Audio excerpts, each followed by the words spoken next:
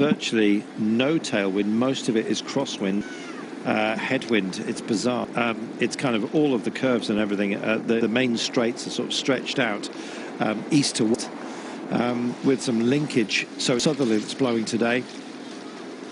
Let's see how it pans out. 6.1. We're nearly making the turn. This is going to be absolutely fascinating. The circuit is up there ahead of us. You can just start to see some of the tribunes, sort of angled seating arrangements, and this is where we're just going to enter into what is a little kind of engineering business park nearby. We're going to take this turn and then we will be enjoying racing. Goodness me, let's watch those motorcycles as well to see there our guide really as to where the turn is coming. Oh, shoulders, elbows, a little bit of wobbling going on. It's started to thin it out just a bit.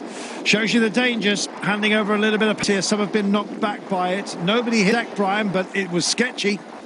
Yeah, it's obviously towards the back because everybody's just sitting at the front, and that's that kind of concertina effect.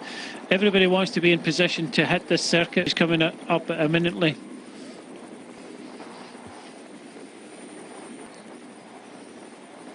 Well, Brian got it on no action just yet. They're going to leave it in the circuit. I think the wisdom of that is questionable, to say the very least. It's sort of a gentle curve that will take us to the circuit. We've missed an entrance that the trucks would go. You can see everything lined up on the right-hand side of your screen.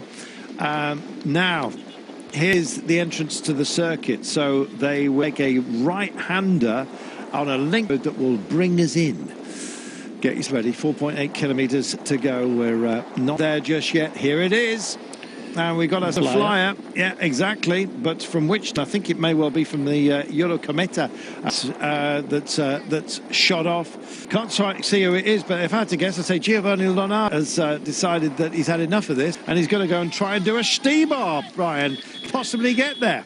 Yeah, it's a bit too far out. Just over 4 kilometres to go, but took his opportunity and has gone for it. But I think this will stir the peloton into action now, and I think this is the time we'll see the Soudal Quick Step team come to. Well, he's a solo. We need what's going on behind him, to be honest. Joining the circuit now, you can see of the cordon here. That tells you that the wind's most certainly blowing. And meanwhile, we've had a crowd, a big one as well, towards the back. Had to have just not enough real estate to play with. But the question, who's been caught out?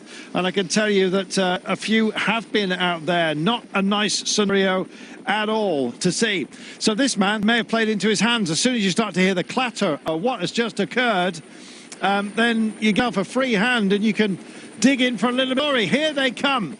Now onto the circuit right now, broader than perhaps I'd described it earlier, but he's hitting all of the apexes. This could well fantastic steal. That's a camera bike behind him moment. Just looking at him. Oh, 3 hours 45 in the saddle, and that looks like it's been a wise move, Brian. Yeah, he went for him just coming onto the circuit, which is a good move to go. I think he'll be swept up by the peloton because, you know, they are starting to dial in here, and a rider on his own, very difficult. You have to be probably Filippo Ganna to get hold off the peloton. He got a good enough gap. He'll be brought back, and as he starts to tie up in the 5 kilometres here. Well, it's a snaky road, takes you to the back straight, and here is that back straight just being revealed to you right now. You see the bikes being called out. Thank goodness for that. I have no idea what that motorcycle was doing, hanging around such as this, but he has gone. This is the back straight at the bottom of it, and it's hell for leather there, and it's a crosswind that they're dealing with. He's still got a margin, but is going to get tagged, and there is a lot more than I'd perhaps suspected at the, on this track to deal with, and it is Bakuka who is out front. Thank you, Brian. Meanwhile, the flaring of the low sun is in the eyes of riders. Look how long the shadows are, and he's cast a long shadow over everybody, but he's going to get here. So they stream down to the bottom of the circuit here. He drifts over to the left side. It's the right-hand side of the road, which is the prime real estate, and it's Trek Segafredo with our story. I believe that they've still got something here. Lasbora Hansgrohe still in the frame, and Soudal Quickstep still marking time just for the time, and it's a proper grind. There's Peter Sagan in wheel 4 at the moment. The wind is hampering them. Here's that double phaser at 2 Ks to go. First left-hander and then a second. They're separated by about 90 metres, something of the margin, as they'll come round. This is about the 2 kilometres to go marker. The wind really is blowing, Brian. It's reflected in the pace. It's a proper stamp on the pedals, Armin. Yeah, it's going to hamper them a little bit, bunching up. They want to kind of take it on. Sagan is sitting second wheel, too far from the front. This will give riders the opportunity to move up, and that's what we're seeing at the front. Maybe another opportunity to move. Barros wants to think about it, but he's going to leave his teammates to guide him properly into position. Ineos Grenadiers are in a nice spot at the moment. Can't quite. A little bit of a jink and dive out of the corner here as well.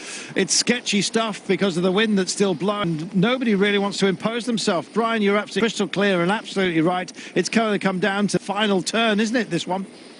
Yeah, looking left in the world champion over towards the left-hand side. So the team of Soudal Quickstep got numbers. Evenepoel was going to make the difference. He did it yesterday, and it looks as if he's going to do it today as well. Dan Bennett is in a fantastic position. He's wearing the leader's whitish accented jersey. He's just his lead-out man, however. He's starting to drive it right now. He's next to the European champion, which, of course, Fabio Jakobsen as well. They're using all parts of the circuit. They're trying to trim it. They're on the old apron of it. Sam Bennett needs to refine himself. His teammates just for the time being, but it's just starting to get back in. That's Evenepoel that's doing the guiding. Bumps, grinding all over the place. We said there'd be plenty of those, and so it's turned out to be. Here we go. It's the last roll of the dice. Pick this one up, Brian. Yeah, it's Trek Segafredo going for out, so it's all hands to the pump now. Still a long way to go. We do this left hand into the final straight, which is about 300 metres long. Just trying to see who this is. I think it's possibly Vacek that's having it here. No, it's Quinn Simmons. Well, we said that Quinn Simmons could be one of those riders that would have a dig. Simmons has invested big time. A huge chase going on right now. Can he possibly hold on? He drives it into the hoarded action here, and it could be a fantastic win. History repeating itself, you might say. It's a long drag to the line. Is he going to get tagged here, Brian? Well, it's looking like, is it Ricchesi in second place now? Sprint opens up just behind us. Gaviria now comes. It is. He goes into the dip, and it's that cruel climb up on the barriers. Gaviria's got to be lonesome, and Quinn Simmons makes it happen. Oh, my goodness, what a finale. Ha! What? It was a bit of a skirmish. I think there was a touch. No, se viene un año. Se viene. Gracias.